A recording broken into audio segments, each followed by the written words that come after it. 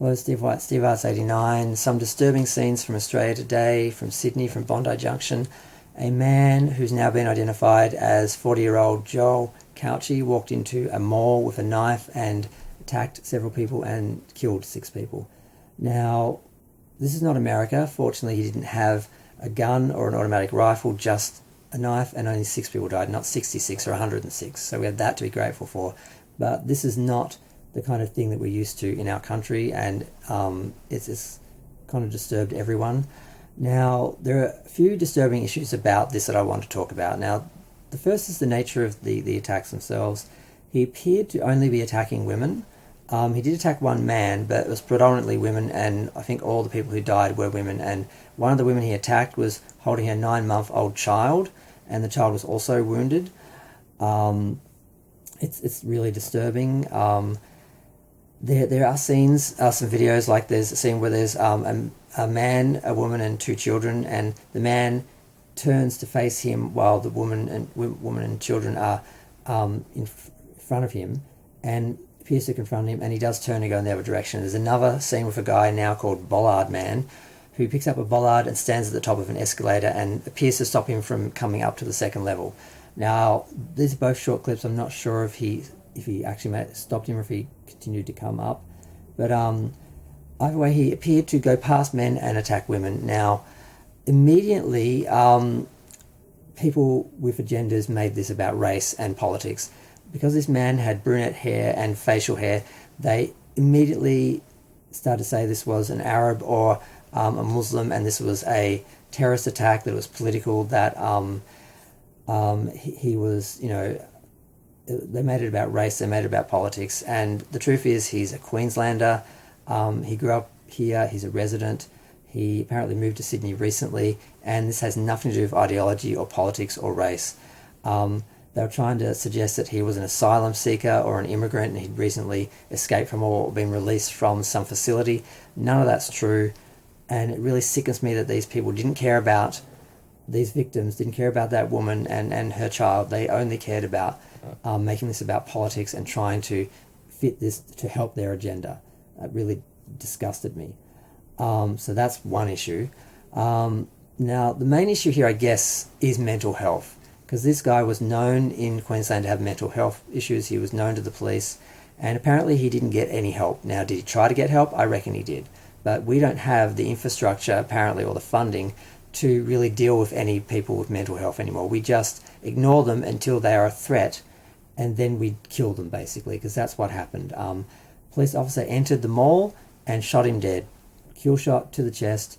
Now, did this police officer panic and go straight to the kill shot, or did they calmly evaluate the situation and decide, judge, jury, and executioner, to kill this person? And is that what we do now? We just ignore people who have mental illness until they have an episode and they become violent, they become a threat, and we just kill them, and that's the solution? Just kill the mentally ill, not help them? I mean, we don't know what episode this guy was having. We don't know what he was seeing. We don't know if he was in touch with reality at all. For all he could have been seeing, they were demons, and he was trying to, protect himself. We don't know what he was seeing, what was happening in his head, why he was doing this, and we probably never will, because he was just shot dead. Now, this officer, as far as I'm concerned, they're being heralded as a hero, of course.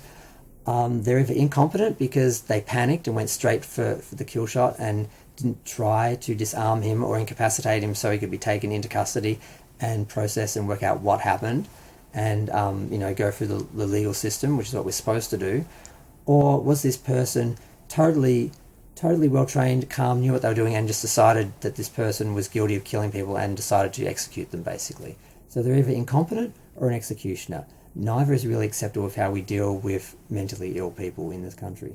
So I'm disturbed on many levels. I'm disturbed by how the bad faith political opportunists tried to take advantage of this and have it gain, help their narrative.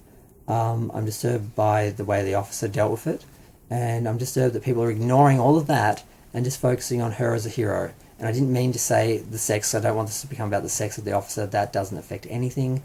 But I think they're either incompetent or they decide to be an executioner, and that seems to be something that happens a lot, particularly with Aboriginal people.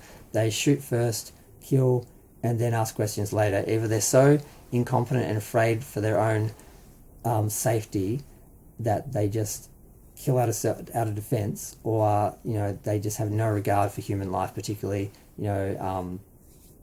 First Nations people. So I find this all disturbing, and one of the victims was the daughter of a millionaire in the country. Now, is this going to help? Is he going to bring some more attention to the real issue here of mental illness? Is he going to help? Is he going to set up a fund? Is he going to help motivate politicians who he'd have influence with to actually put some money into mental health funding?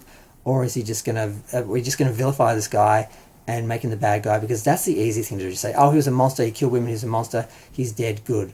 Problem solved. And now we just make all the people with problems into monsters, and then we don't have to deal with any issues. Everything's simple. That's the other thing that's disturbing me about the way people are looking at this. Because I have someone in my building 2 doors down from me who's mentally ill.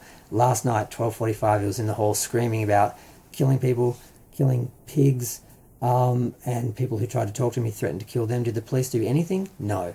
Will they do anything? No. Not until it's a threat, and then they'll probably kill him too. So apparently that's how we deal with people with mental illness in this country. We ignore them, we don't treat them, we don't put money into funding them because apparently their life is worthless, and we just wait until they're a threat and then we kill them and then pat people on the back for doing it. So I'm not happy with any of this. And before you say anything about me not caring about the victims, this is like the 4th time I've made this video because I kept breaking into tears when I tried to talk about the woman who was holding and protecting her 9-month-old child. These people are just as important. They're all important, even the person with mental illness who killed them. I'm sorry. His life and how he ended up in this situation matters as well. So I'm going to go. Feel free to share, like, comment, subscribe.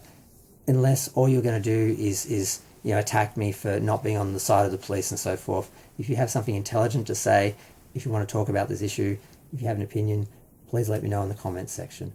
I'm going to go. Bye.